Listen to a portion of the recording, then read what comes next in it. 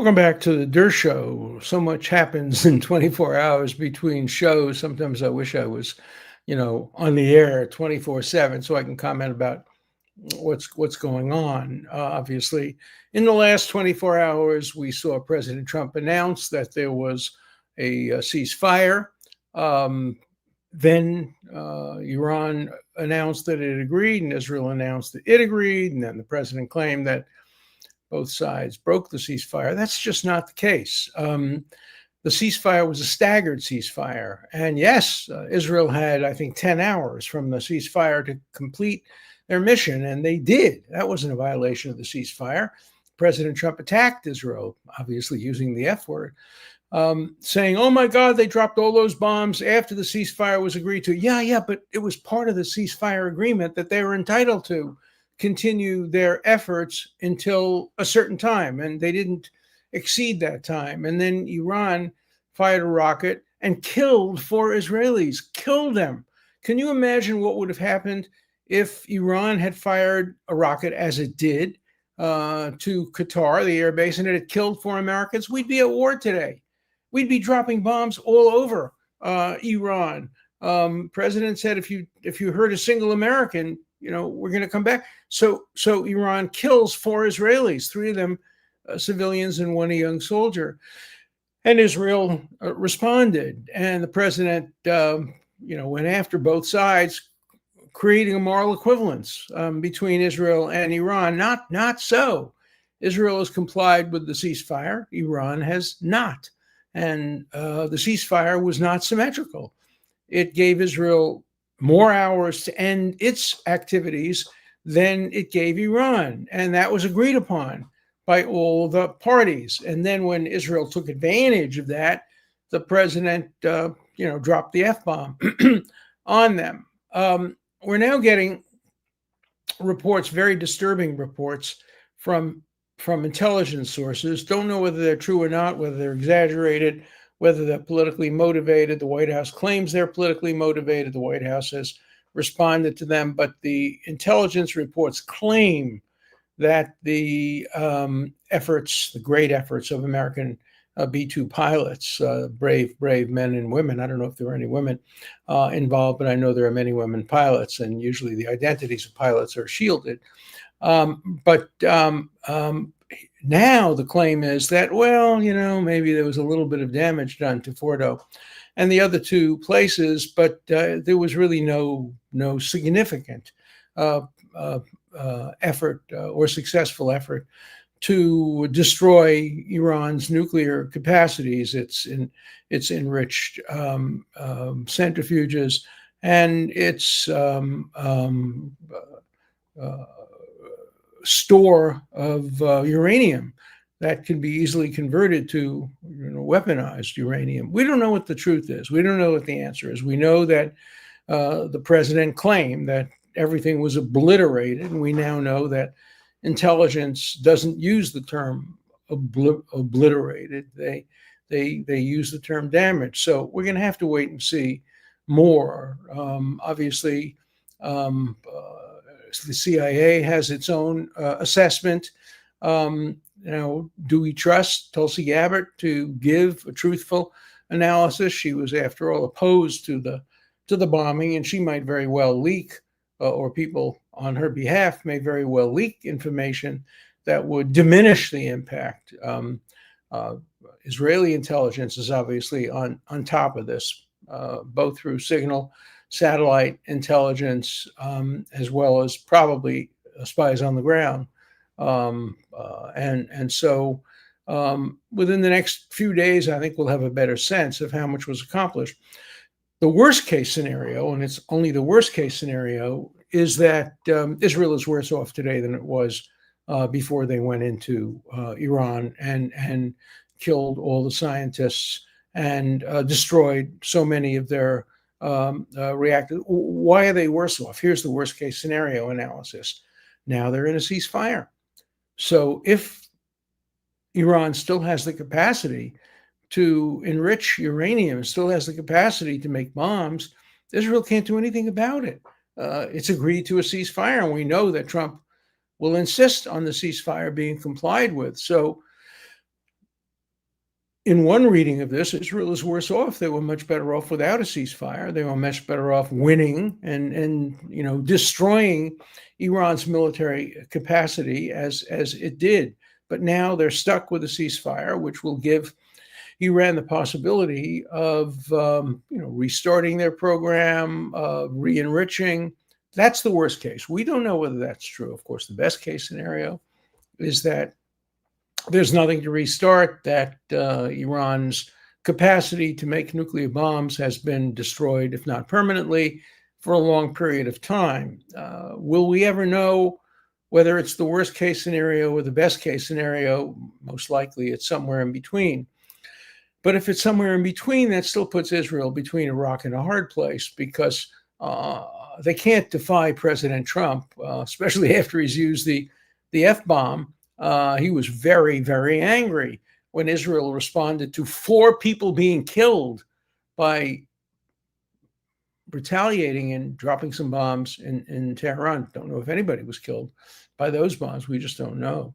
But he was very angry, and he called Netanyahu, and Netanyahu pulled back and said, all right. We'll have our planes turn around, and we won't drop any bombs. What I don't know, too, is whether the ceasefire obliges Israel to stop overflying Tehran. Remember that Israel controlled Iranian airspace, but you only control it if you have planes up there. And if the ceasefire means that Israel can't have spy planes or other planes over Iran, again, that's a big setback for Israel and a big advantage for Iran. So, in the end, this may turn out to be the best thing that ever happened to Iran after the worst thing that ever happened to Iran after, Israel's attacks and the Fordo and all of that. But the ceasefire may benefit Iran enormously and may hurt Israel. We'll wait and see. Look, that's one issue. The other issue, which we talked about yesterday, I have a column in today's Daily Mail disputing AOC's claim and the claim of dozens of Democrats that what President Trump did was unconstitutional. It was not. Let me be very clear about that. No reasonable constitutional scholar will tell you that a president's one-off after he declares peace and says, I'm going to have a ceasefire, we're going to have peace. Not a single constitutional scholar who's reputable, I'm not talking about Larry Tribe now, I'm talking about nonpartisan constitutional scholars, will tell you that the president acted unconstitutionally. No one will tell you that he committed an impeachable offense. Again, the Democrats don't understand what an impeachable offense is. They understood it when Clinton was impeached, but they didn't understand it, obviously, when Trump was twice impeached, and they impeached him on non-constitutional permissible grounds. And now AOC and a few others, just a few other really idiots on the hard Democratic left, is saying, impeach President Trump. Yeah, you know how many votes you're going to get in the Senate to convict President Trump? You'd get a handful, including probably one Republican who will remain unnamed. But you're not going to get very many, and you're not going to get very many in Congress. Green claims that what he did was illegal, but she's not going to vote. Even she won't vote for a constitutional, for an impeachment. With her, you never know, of course, but unlikely that she would. Look, he's not Jewish. And if he's not Jewish, Green's not going to vote against him. If he were Jewish, we know what her vote would be, because we know what her view on Jews is. And we know what AOC's views are. We're waiting to see, by the way, what the views of New Yorkers are. As we are talking now, New Yorkers are finishing up their vote. Are they going to vote for a vicious anti-American, anti-Western, anti-Semitic, anti-Israel, anti-decency candidate, or are they going to vote for Cuomo, who is not without his issues, obviously? But my strong hope is that they vote for Cuomo. They could do it in the least worst alternative. They don't have to be enthusiastically. I think that was true of a lot of people who voted for Trump. They were not enthusiastic. Some of them were not enthusiastic Trump supporters. They were anybody but Harris. And in my case, anybody but the vice presidential candidate. The Democrats put up for vice president one of the dumbest men in American politics, one of the most ignorant men, one of the most idiotic, stupid men for vice president of the United States. Since the election, his true colors have come out, and how anybody could ever have voted for him for governor of Minnesota is ridiculous. But the Democrats actually nominated him, and that really tells you something about Kamala Harris and who she would put in the vice presidential slot on her ticket. I challenge anybody to say anything good about Walz, anything good about him. I can't imagine anybody saying anything positive about him. He seems like a nice guy, a family guy, like the dumb uncle you invite to come to your Christmas party, and he sits there and goes, duh, duh, duh. That's who he is. Just unbelievable that he could have been a heartbeat away from the most important position on the face of the earth. How dare the Democrats do that? Whatever you might say about Vance, people can be critical of his views. I am critical of some of his isolationist views. He's a bright guy. My God, he's top of his class at Ohio State, and then Yale Law School, and he's obviously very intelligent, very thoughtful. I think he has some ideas that I disagree with, but he's not Walz. That to me, of all the negative things you can say about Harris, and believe me, I could spend the whole show talking about that DEI candidate, totally unqualified for any position of high authority, unqualified to be Attorney General of California, unqualified to be a senator from California, certainly unqualified to be president of the United States, but the Democrats nominated her because she's a Black woman. And you'd think they would have learned a lesson that Americans do not believe in DEI. Americans do believe in meritocracy. We tend to vote on the merits. Often we don't vote for the best candidate. We vote for the least worst candidate because sometimes we're not presented with fantastic candidates. There certainly have been numerous elections in which I think you can say that. But Americans are meritocratic, and we don't believe that people should be voted for or against based on race or gender or any other sexual orientation. We are not a racist society. We're an anti-racist society. We were moving very quickly toward Martin Luther King's dream of a day when his children would be judged not by the color of their skin, but by the content of their character. And then came the hard left, and they, moved away from that. Martin Luther King became a pariah. Nobody wants anybody to be judged by the content of their character. Are you kidding? That's meritocracy, and meritocracy really means white supremacy. You know what that argument says? Essentially, that if you let things happen on the merits, whites will always win. Only a racist would make that argument. I would never dream of making that argument. I believe that a meritocracy will produce diversity, maybe not in the numbers that folks want, but it will produce diversity, not as much as you might like, but that's true of the NBA as well. The NBA is completely meritocratic organization, and it has a very, very large number of African Americans, another substantial number of white foreigners. People come from, France and Turkey and you name it, other countries, and a relatively small number of white Americans. Nobody complains about that. Nobody wants there to be a quota of white Americans on an NBA team. If that ever happened, where they'd finish in the league. You want meritocracy like you want it with your surgeon and your pilot and your stock picker. And why should America be deprived of that in university graduates and other areas? But my views on meritocracy, and how unpopular they are. I debated a brilliant professor last night, the dean of the Berkeley Law School. I'm sure you'll be able to get it online soon.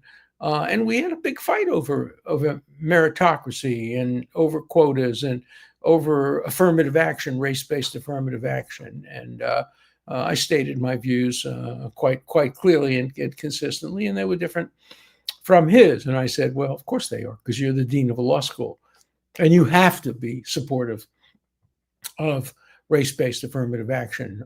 I don't have the burden of being a dean or being able to be fired because I don't have a job.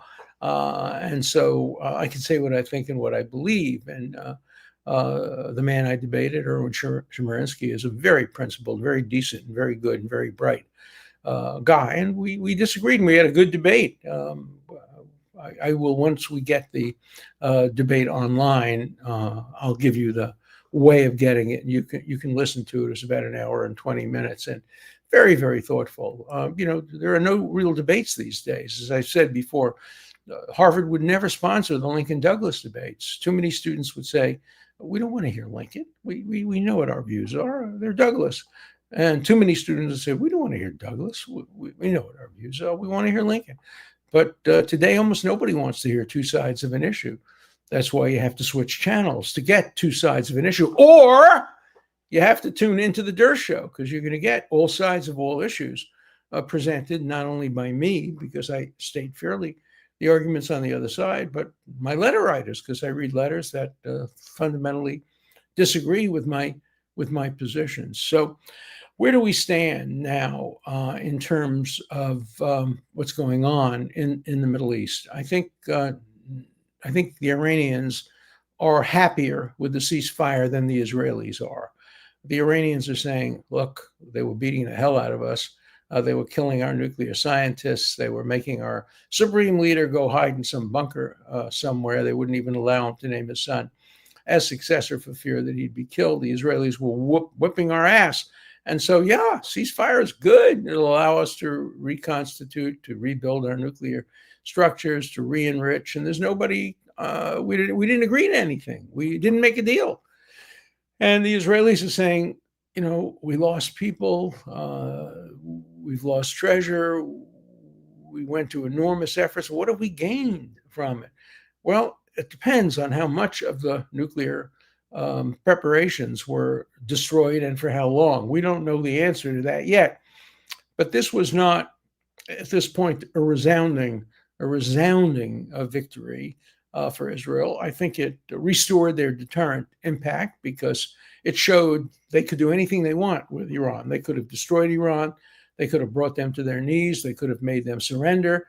The United States had to pull them back a bit and say, all right, you've done a lot of damage. We've done a lot of damage. We helped you. Now, help us. And Donald Trump, very likely will win the Nobel Peace Prize unless they give it to some obscure leftist from some country you've never heard of, as they've done before, or they give it to Yasser Arafat, as they did once.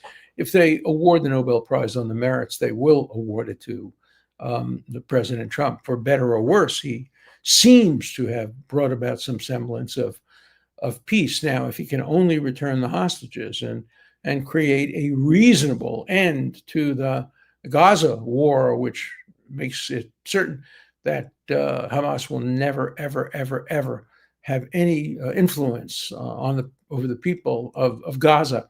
If that could be done, then he would deserve a double Nobel Prize. Look, if anybody could coerce both sides into some peace, it's Trump. The question is, can he coerce them into a peace that will assure continuing peace? Remember, just having Hamas stop, that's what they did. There was a ceasefire in effect on October 6th. And look what happened on October 7th. We now have letters that were found with Sinwar showing that Hamas's goal was to destroy Israel, not just to kill 1,200 people and kidnap 250 of them. The goal was to destroy Israel. The goal was to get Hezbollah and the Houthis and Islamic Jihad involved, and to have a massive attack on Israel and destroy the only Jewish state in the modern history of the world. That's the goal of Hamas. And that's still the goal of Iran. And Iran hasn't given up that goal. They have agreed to a ceasefire, but unless there's regime change, and I think President Trump has said, no, we don't want regime change that will destabilize the area. Maybe in the short term, but in the long term, it would help bring stability to the area.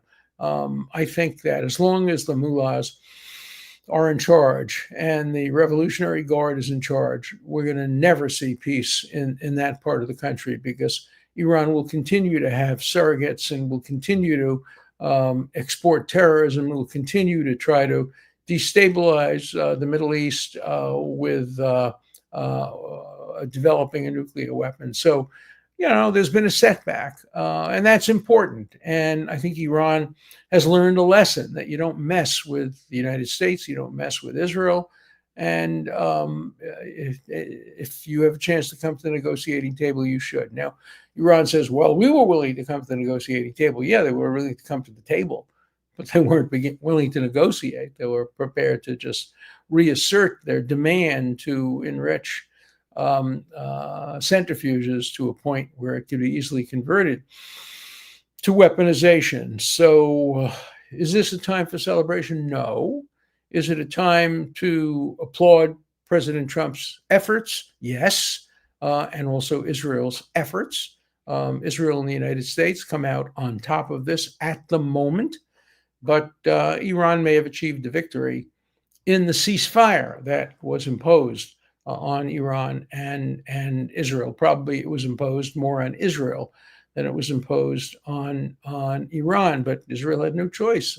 The United States came to its aid. They deployed the bunker-busting bombs, as Israel wanted them to do, and now Israel's going to have to listen to Trump. Let's hope that Trump understands that it's in the best interest of the United States for the mullahs not to continue on their path toward a nuclear weapon. The president has said they will never develop a nuclear weapon, but how will he stop them if, in fact, they've taken their enriched uranium and hidden them under hospitals and schools and in other areas? So not a day for celebration. It's a day for celebrating the pilots, what great work they did, and for celebrating the military leaders who organized this unbelievably successful military operation. But it's not a day yet for celebrating anything like permanent or even long-term peace. We have to wait. We have to wait and see whether we can, in some time in the future, celebrate. All right, before we get to the letters, I'm not going to read you today from my AlanLikesGold.com. I'm just going to tell you that I support that company, and I do think that people should have some goal in their retirement and in their financial planning, that gold is a good hedge against investment. And AlanLikesGold.com, Gold Co. From everything I've seen, and I did my due diligence before I allowed them to become my sponsors, they seem like a very, very good company and worthy of your trust and investment. Okay, let's see what our letters are today.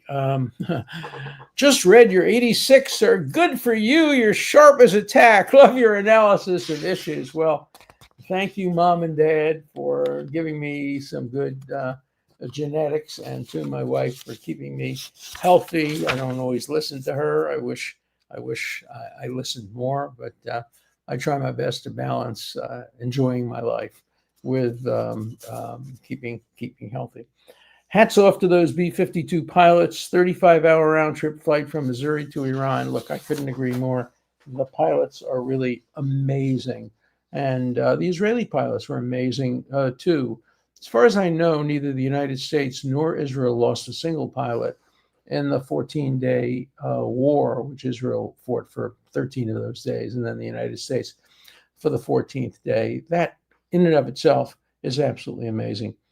Peace through strength is a thing. Fantastic news this evening on a ceasefire and end to the 12-day war. Netanyahu, Trump, Israeli, and American military deserve our thanks for their successful actions. Interesting that one of the heads of the military was asked in Congress today whether he thought that what Israel did helped the security of the United States, and he said absolutely yes, that Israel helped bolster the security of the United States. And I think what we have here is a wonderful partnership where Israel, through its intelligence and through its air force, helps to bolster the security of the United States, and the United States, through its power and its pilots, helps to bolster the security of Israel. So may they work together for a long time. And all right, I understand a little bit of rocky relationships between a president and a prime minister, both of whom have very, very strong feelings and are willing to express their strong feelings.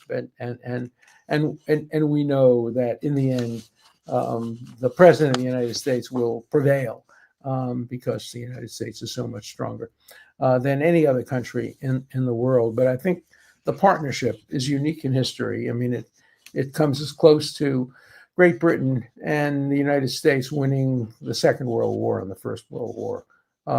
But in modern times, the Israeli-American partnership is absolutely unbelievable. Okay. This is a personal one. Who will take the reins when this constitutional devotee passes? Look, I'm not looking about that. I'm not thinking about that. I'm only 86. You know, if you look at the Metropolitan Life Insurance statistics, I got a few good years left. So let's hope those good years retain my ability to think. I hope he has directly mentored at least a few. I have. But, you know, I never mentor anybody to be like me. I mentor people to make their own lives, make their own decisions, and be themselves. And that's the best mentoring I can give. I wrote a book about that. It's called Letters to a Young Lawyer. You can get it on Amazon. And it's a mentoring book. It's a book that tells young people, gives them my advice. It starts out, by the way, by saying, don't accept advice from older people. And then I proceed to give them advice which they can accept or reject. Okay. Most Iranians are rooting for Israel. I don't know about most, and I don't know if they're rooting for Israel. I can tell you they're rooting against the mullahs. They may be rooting more for the United States because, you know, they've been imbued with a kind of hatred, religious hatred toward Israel. But I think they are rooting for the United States. And I do think most Iranians realize that the United States and Israel really had no choice. They couldn't allow Iran to develop a nuclear arsenal.